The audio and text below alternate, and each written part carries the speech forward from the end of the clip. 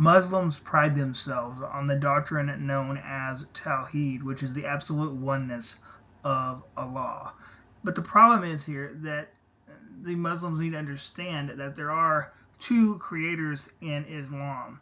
But the Quran says here in chapter 39, verse 62, it says, Allah is the creator of all things, and he is over all things the disposer of affairs. So here, of course, we have a declaration where Allah says that he's the only creator. But the issue is that's not the only thing the Quran says with regards to individuals who can create in the same way that Allah creates. For example, we can look at Jesus. It says in Surah chapter 3, verse 49, it says, and make him a messenger of the children of Israel, who will say, indeed, I have come to you with a sign from your Lord, that I design for you from clay that which is like the form of a bird. Then I breathe into it, and it becomes a bird by permission of Allah. And I cure the blind from birth. Of course, this is the brackets are not in the actual Arabic, but I want to continue on. It says, and the leper, and I give life to the dead by the permission of Allah. And I inform you of what you eat and what you store in your houses. Indeed, in that is a sign for you if you are believers. Now, did you notice these things here? It says that, of course, the box there is that Jesus says, then I breathe into them and they become birds.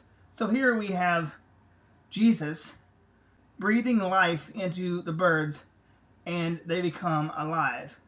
And yet the Quran says that Allah is the only one who can create life. And yet here we have Jesus doing the exact same thing.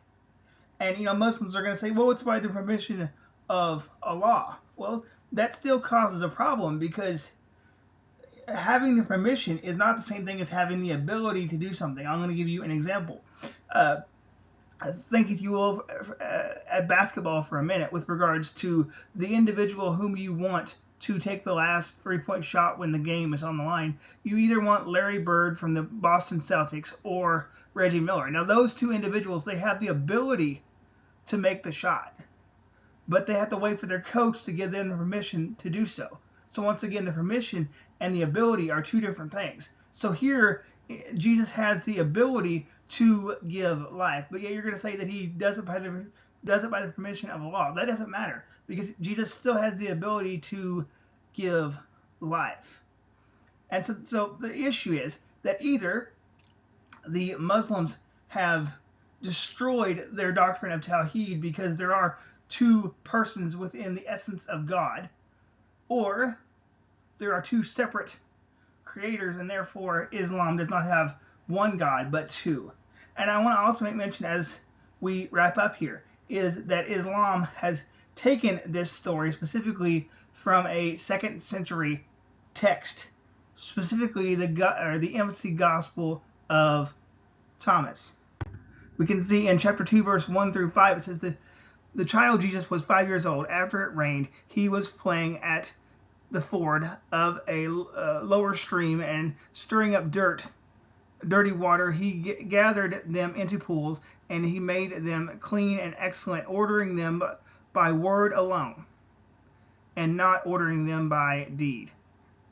Then, having taken soft clay from the mud, he formed 12 sparrows from it.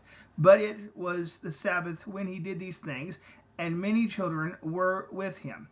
But a certain Jew saw the child Jesus with the other children doing these things. He went to Joseph, his father, and slandered the child Jesus, saying that he made clay on the Sabbath, which isn't permissible, and formed 12 sparrows. And Joseph went and rebuked Jesus, saying, what are you doing these things on the Sabbath? But Jesus clapped his hands, ordering the birds with a shout in front of all, and said, go, take flight like living beings. And the sparrows, taking flight, went away squawking. Did you notice?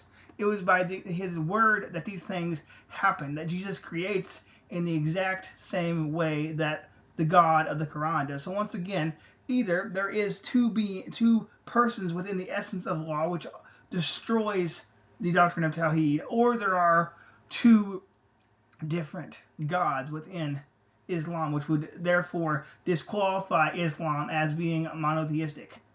I leave the decision up to you.